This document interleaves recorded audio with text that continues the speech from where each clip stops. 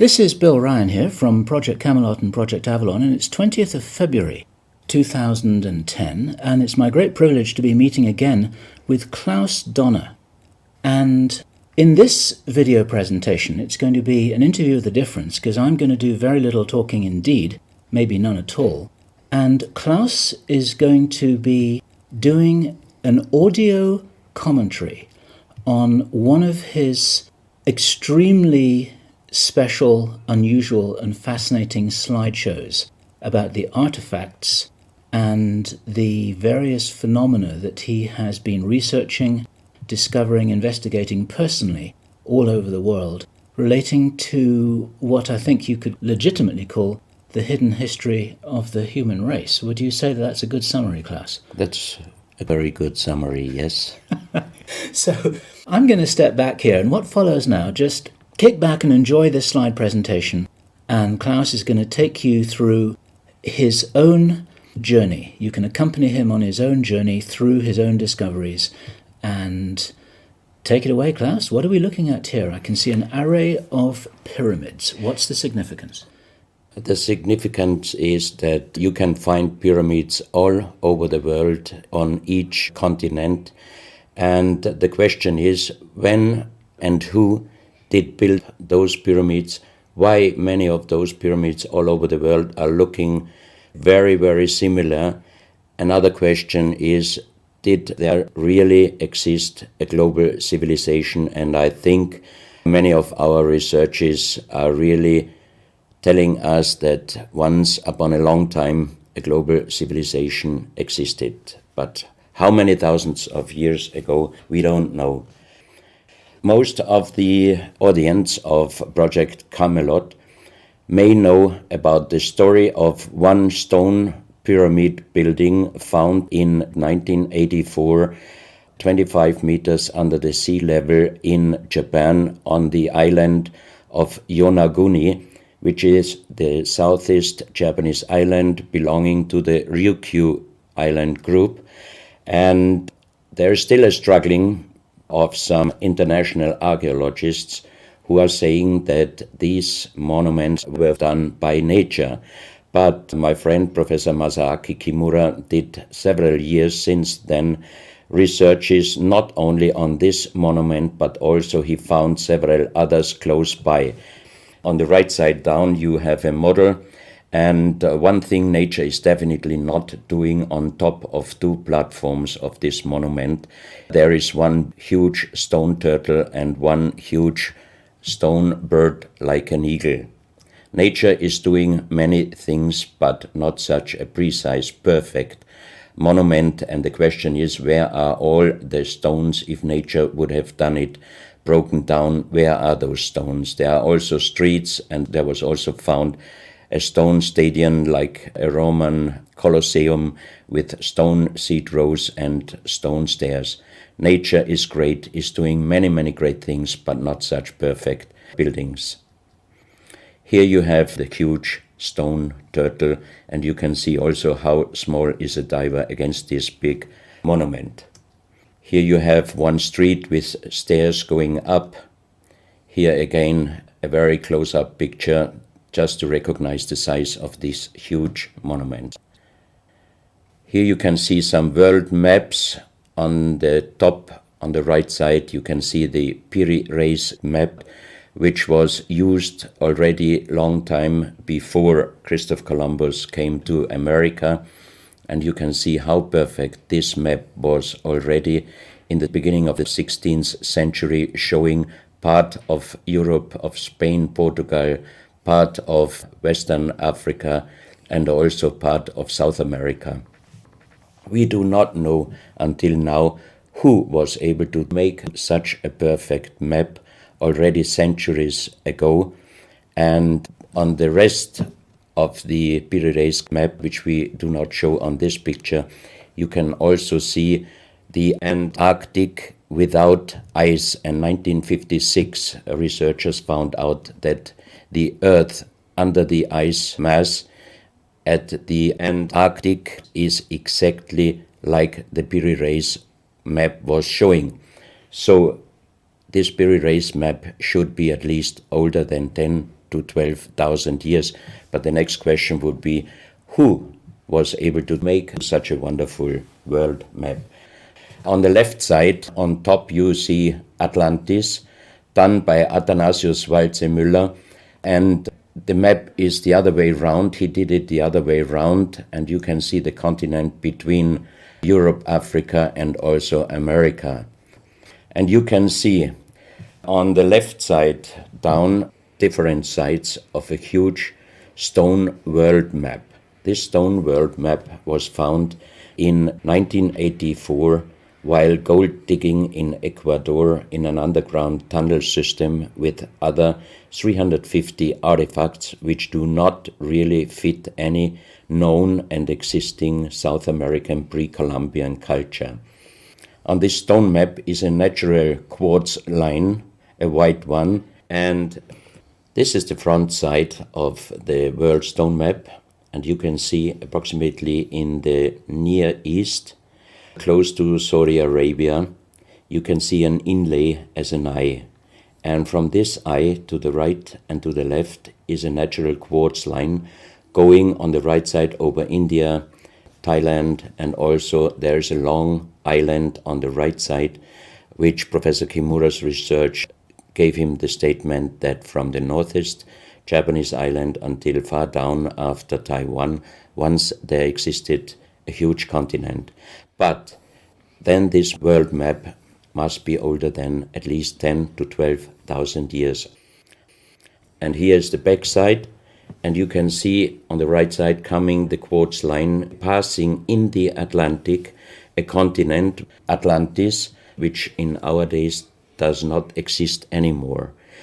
Then the white line is crossing part of South America, and here you have a close-up, and you can exactly see the Bay of Guayaquil, an inlay going up to north, and a round inlay showing exactly the place where there were found those artifacts, and there is also the best quality water worldwide existing. One other very interesting artifact found on the same place in Ecuador is the so-called pyramid with the eye. The eye is an inlay, the stone is gray and white, and you have 13 steps, and it looks exactly like the pyramid with a shining eye on the $1 US. If you put this pyramid under black light, the eye is shining very strongly, and it looks really like an eye, but not real like a human eye. Here you have a close-up of the eye, and you can see the colors of the inlay. On the bottom of this pyramid, you have the inlay in little gold plates showing the Orion star constellation, and you have unknown writing. The translation of Professor Kurt Schildmann, who was the president of the German Linguistic Association, and he was perfect in more than 40 languages. He was able to translate this writing. He called it pre-Sanskrit because it is older than the oldest writing. And the translation of these 4 letters you can see here, his translation is "the Son of the Creator comes." As we found the same writing on stones in certain countries like Ecuador, Colombia, Illinois, United States, Clausel, France, Malta in the Mediterranean, Turkmenistan, Australia, and in southern Calabria, Italy, just a few years ago. Always there are stones and ceramics, terracotta with the same writing. That means this writing existed once worldwide, and that means there must have been a global civilization older than Sanskrit, older than 6,000 years.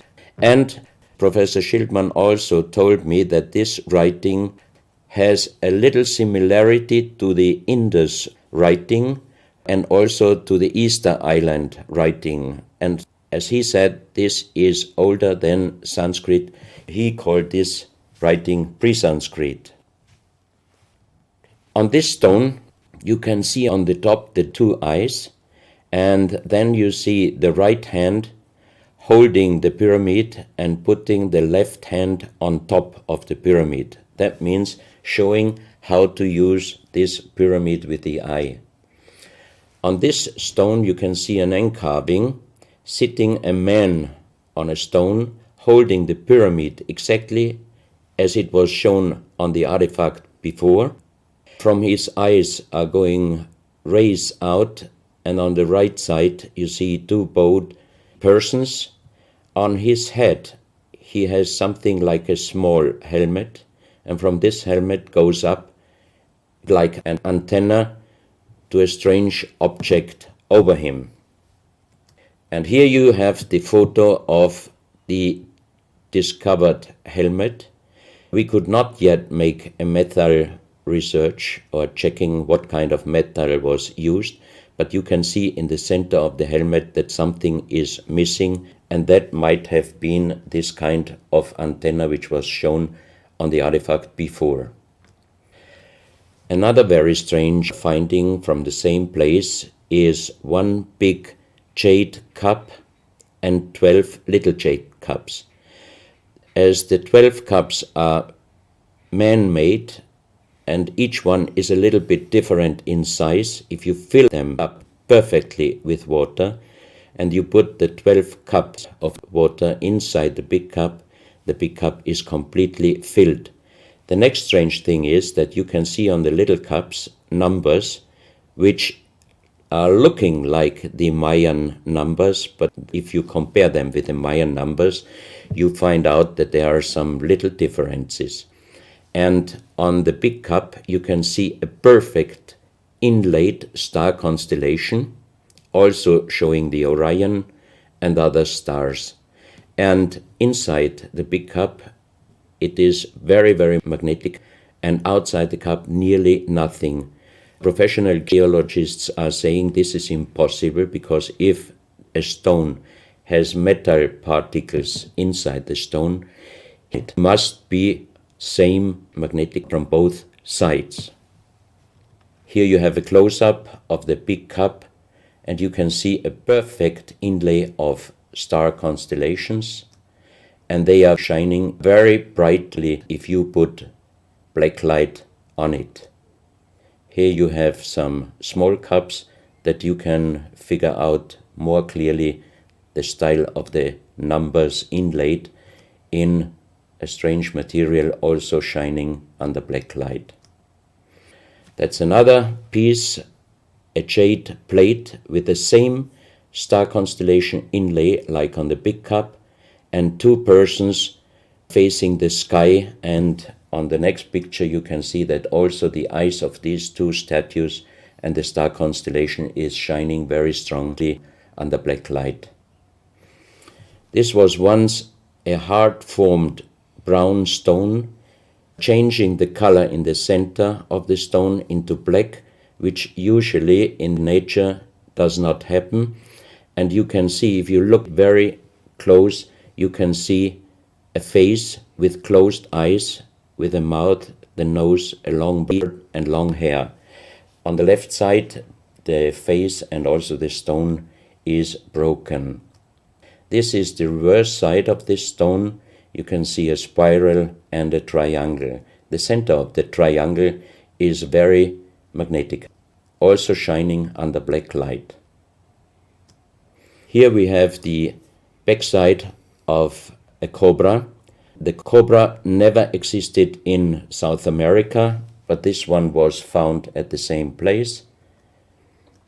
On this side of the cobra head you have 33 lines, inlines. So 33 is also a very mystical number since long time. And on the left side and right side you have 7 points inlaid, and maybe these are the chakras. Also this cobra head is shining brightly if you put black light on it. Another object here, you have a perfect worked dolphin head, and also this artifact is shining under black light. Here you have a kind of stone helmet. You can put this granite stone helmet on your shoulders, or you can lay your head inside it, and the inlay points which you see on this helmet, some experts told me that these points are exactly the acupuncture points on the human head. Here you can see how it might have been used, and a few months ago they found at the same place an unfinished stone helmet. So that means that also some of these artifacts were made directly in Ecuador, but many, many years ago.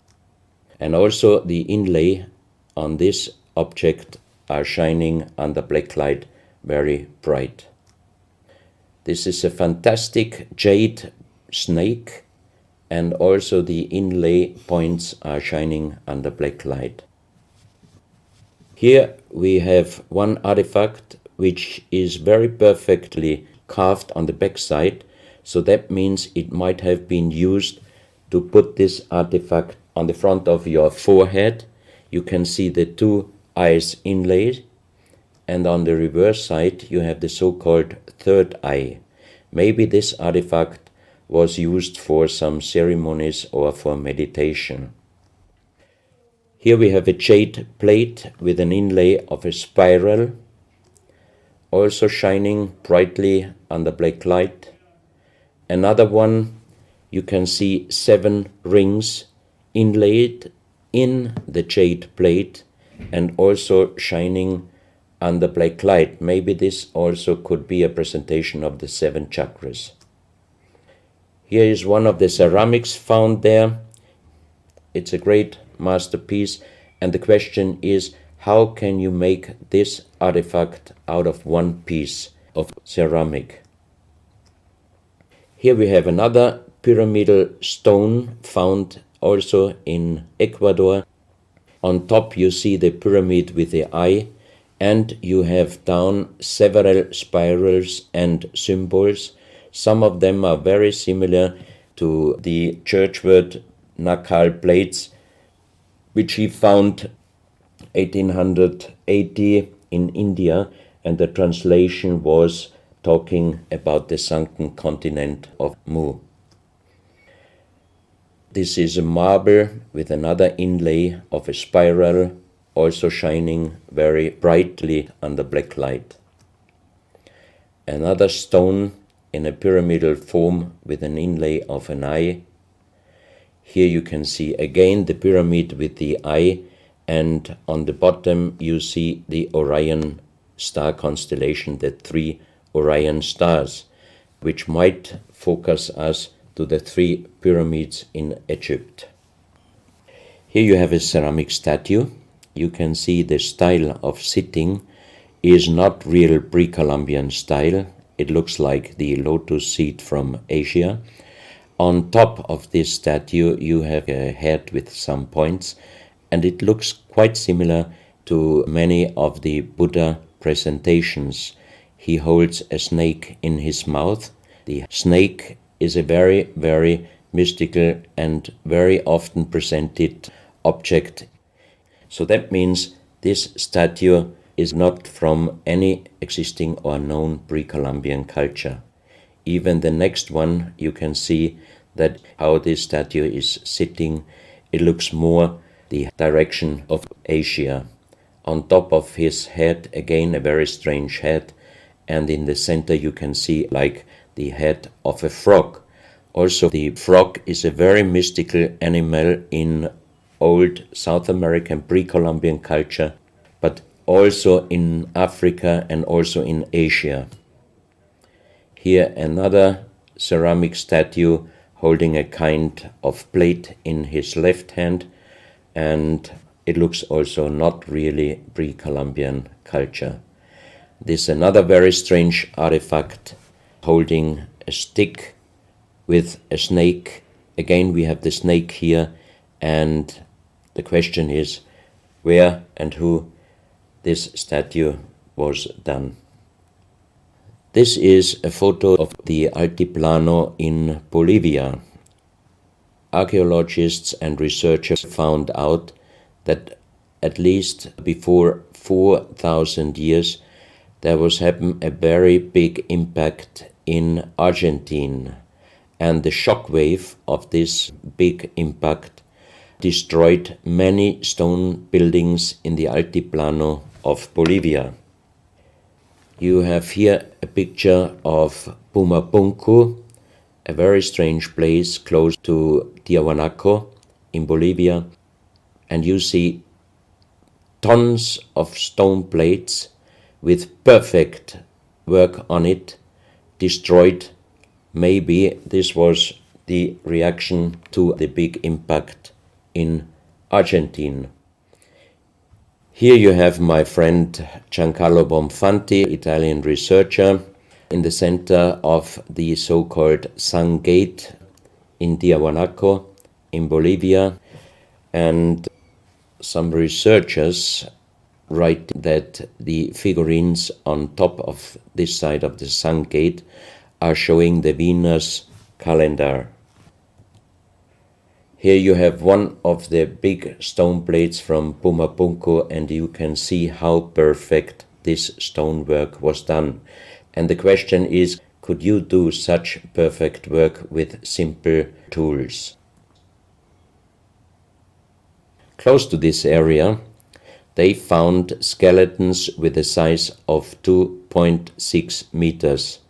And the picture on the top shows you the skull of one of these skeletons, and it looks like it is deformed, but definitely these skulls are not deformed. They are natural style, like an egg. On this photo you see how strong the jaw of those skulls were. This is a front view, and the most interesting photo is this one, because you can see that the top of the skull does not have the three plates which we have as Homo sapiens, and that shows us that these skeletons are not Homo sapiens. What we might be able is doing a DNA check and an age dating on these skeletons, because we are very much wondering what kind of humans did exist long time ago and how long ago. On the next pictures I show you some artifacts found close by the real giants, and when I first time got this mask in my hands, I tried to look through the two eyes. At that time I didn't know that they were belonging to 2.6 meter skeletons, and I was just wondering, why did they make masks where you can only look out from one eye? But after knowing that those people were over 2.5 meters, I could imagine that their skull was of course bigger than our skull, and that's why these masks were for us oversized. That's another mask from Bolivia, another one with very wonderful encarving, many spirals and many symbols, which we also found in many other cultures. This is a very heavy stone figurine, and again here you can see on the top the head of a snake going down on his backside. This is the reverse side. You can see again the snake. So that means the snake must have been a very, very important animal in the past of our history. Here you can see a stone flute. The strange thing is that the vibration of the sound of these stone flutes is exactly the same as our brain waves. So that means maybe those flutes were used for meditation or for healing purposes. And each two holes are connected perfectly with each other. That means you can make perfect holes into this very, very hard stone, but how you connect with simple tools the two holes on the bottom, this would be even in our days a very difficult work to do. Because it's in the shape of a U and it curves round inside the stone. That's right. And with simple tools, you are definitely not able to do such a work. And even the holes are very precise. This is the form of a boat, and you have 3 flute pipes at the end. Here you can see how perfectly they were made. This is another flute, very small. You can use it only with very soft blowing, and the sound is like the sound of the dolphins. This is an artifact where we do not have any idea for what purpose it was used.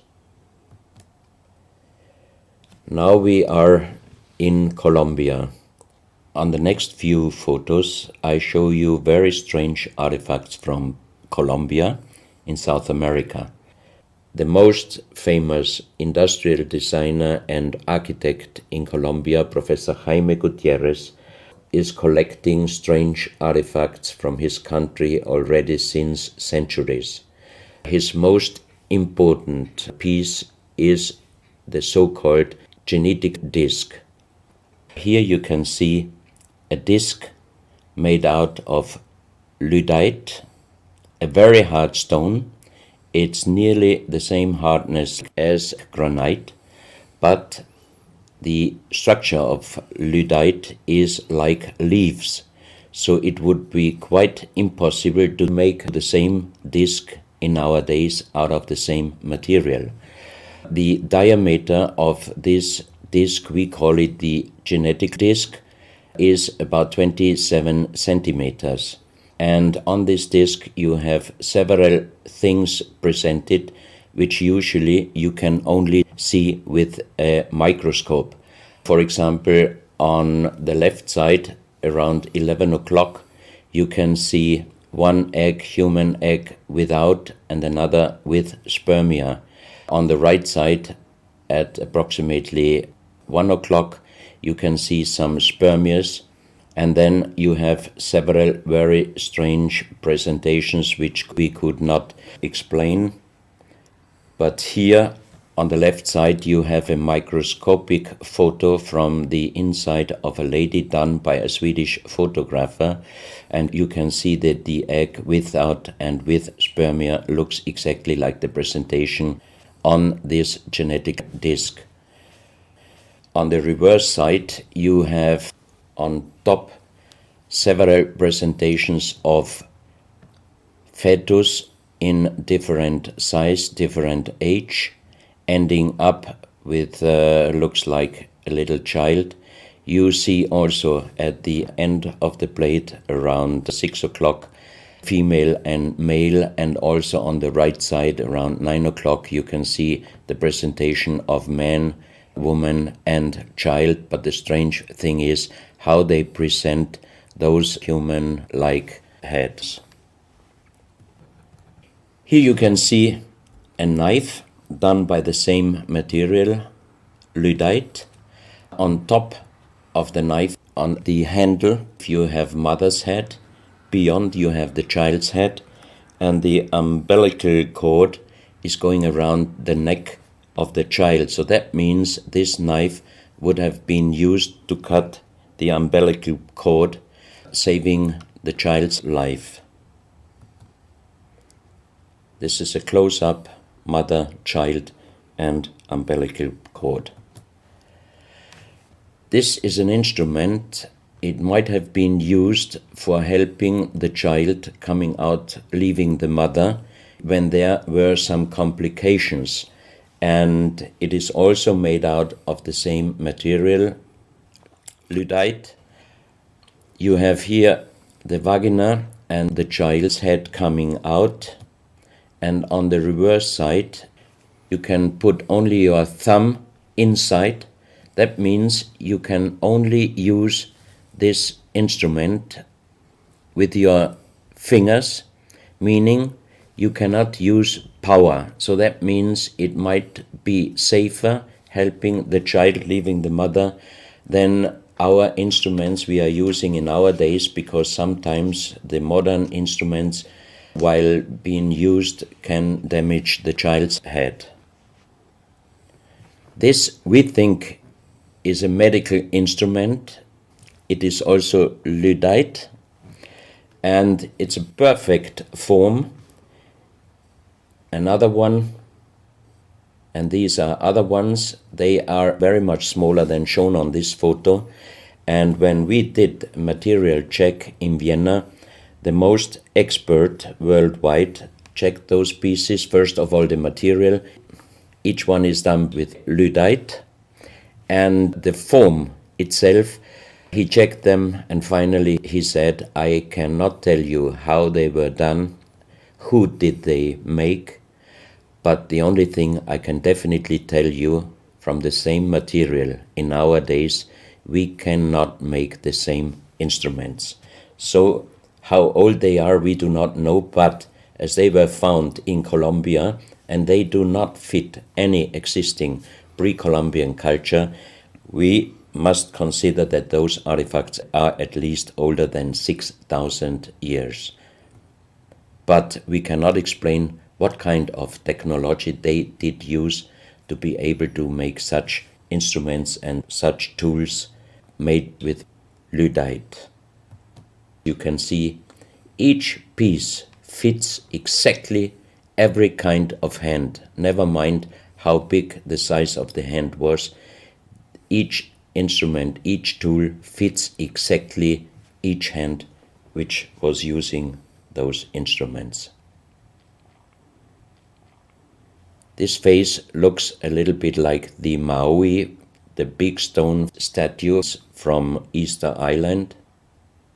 Here you have a close-up. This, in joking, I call it the dentist chair. Perfectly done, but again, same material, lyddite. And the strange question is, why, if they could make such perfect figurines out of this very difficult material, why did they show the human face always with big round eyes and a little nose and a big mouth?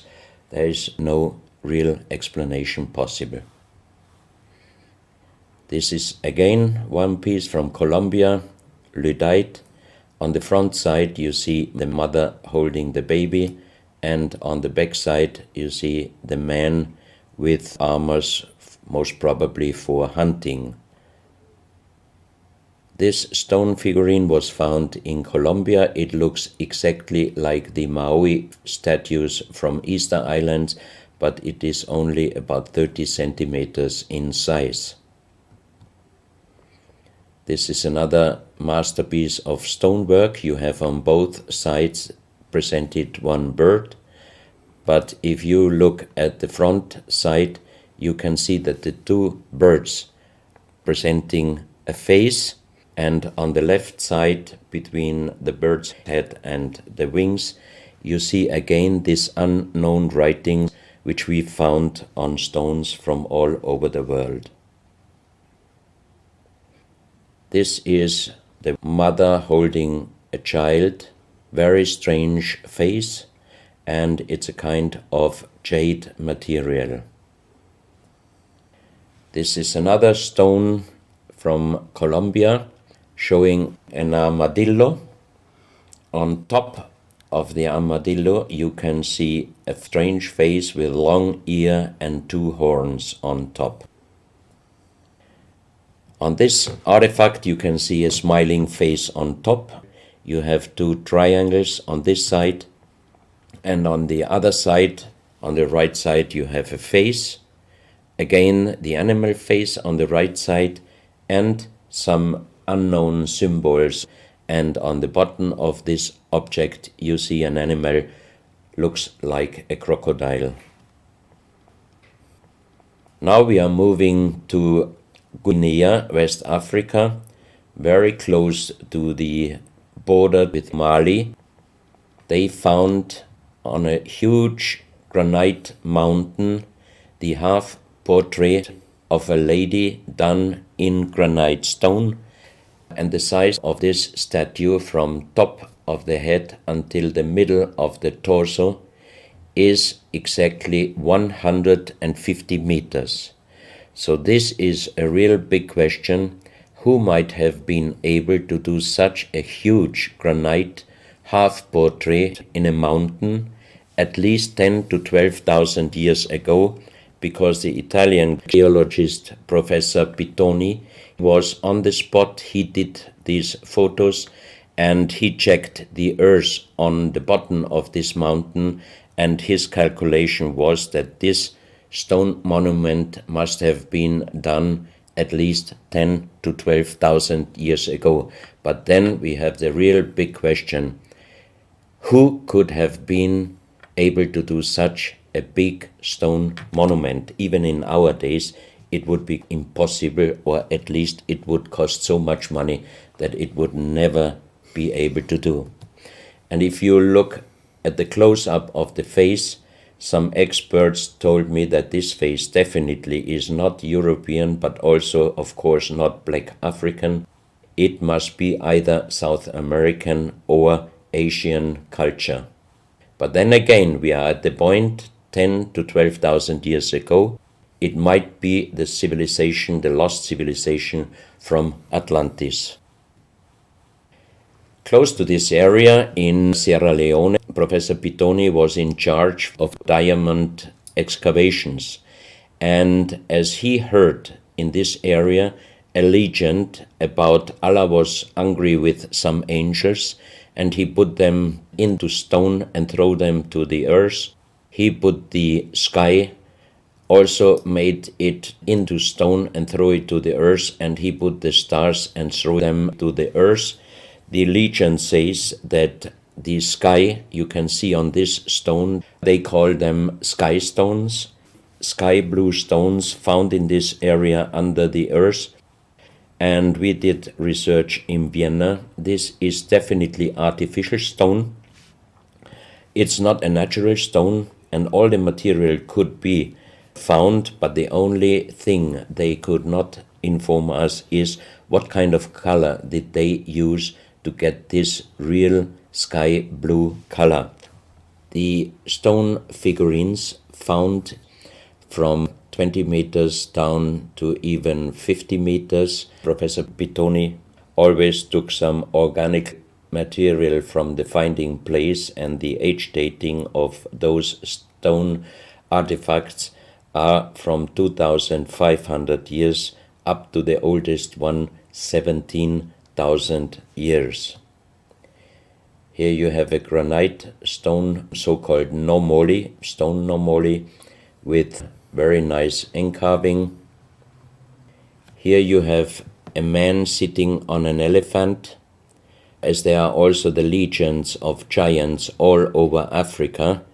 You know how big is an elephant.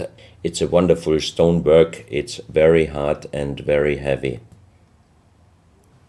There are also some artifacts showing half human or human with the head of a reptile, holding a kind of pot in their hand, and they could put something inside this pot, and also on top of several nomolis there is a hole for putting something inside, and most probably they were used for ceremonies. Here you have a kind of animal. It looks like a dinosaur, and when Professor Pittoni found this statue, it was making a strange noise. So he opened the statue, and they found inside the small black ball you can see on the bottom of the statue, and this was iron material. When we did the research on this artifact, and especially on this metal ball, next morning the professor called me and told me that somebody must have done a bad joke to me. I asked why, because the result of the research was this metal material is chrome steel, and chrome steel was found first time at the beginning of the 20th century in Austria.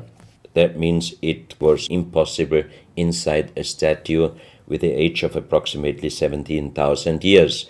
But when I called immediately Professor Pittoni, he was laughing and he said, I'm a geologist. If a statue is making a strange sound, I do not open it just right away, but I did several X-rays, and you can see here on the right picture one of the X-ray photos, and you see that inside the closed statue already the round ball, the chrome steel ball, was existing.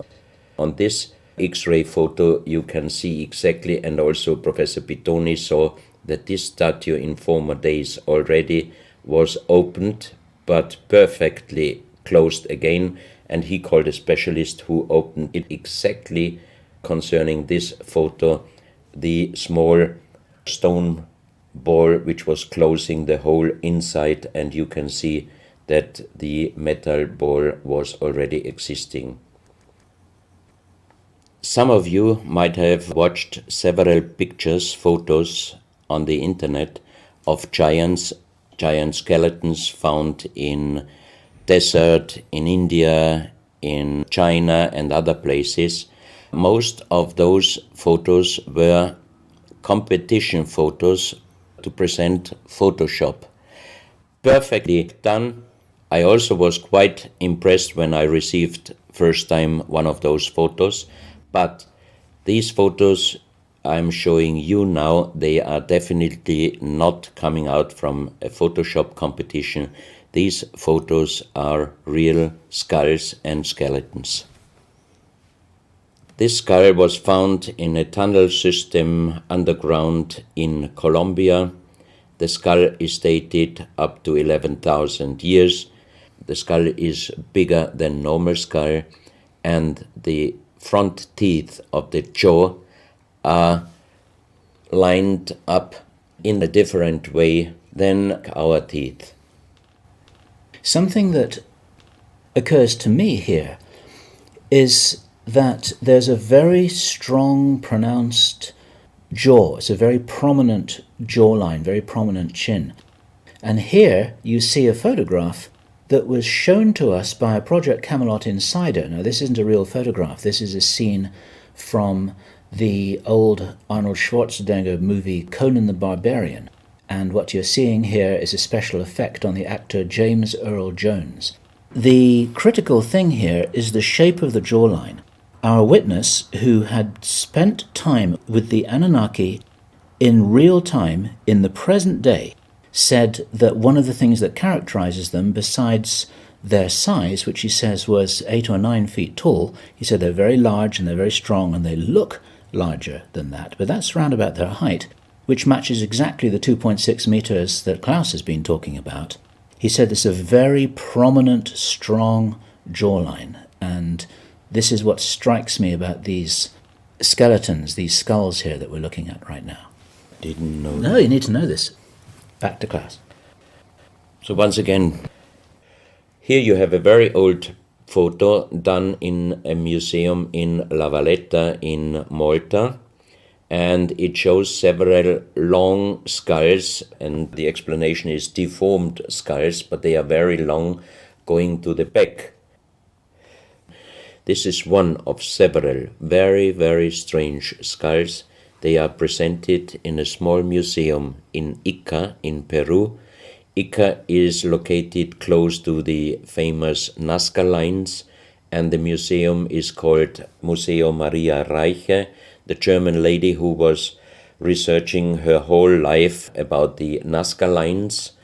And in this museum you can see the most strange skulls I ever saw, all found in this area close to the Nazca lines. So the question is, what kind of humans were living there, and how did they get those skull forms? And especially this one, definitely several doctors and experts told me it would not be possible to create such a kind of deformation, because through deformation you do not get the double bone material on the skull, and on this skull even you have particles of the skin and hairs, and I think it would not be difficult to do a age dating and especially a DNA analysis of this skull. On this picture, I show you some legendary skeleton forms of giants. In the year of 1964, in the south of Ecuador, in the province Loja, there broke down a part of a mountain platform, and Father Carlos Vaca, who was working as a priest in hospitals, he was called to this place and he found the broken bones of a giant. Good. Well, Klaus, I asked you if you would take us on a journey, and for the last nearly an hour, I think it is, you've taken us on a fascinating journey not only around the world, but through time, back as long ago as 17,000 years. And it's a real reminder of how little we know about what our history really is. These are important pieces of an important puzzle, and you're doing an enormous amount to raise people's awareness of what it is that we're not shown in many museums, what it is that we don't read in anthropological textbooks, and what it is that many university professors still refuse to recognize. And thank you so much for your part in helping to raise our own understanding of our history on planet Earth. Klaus, thank you.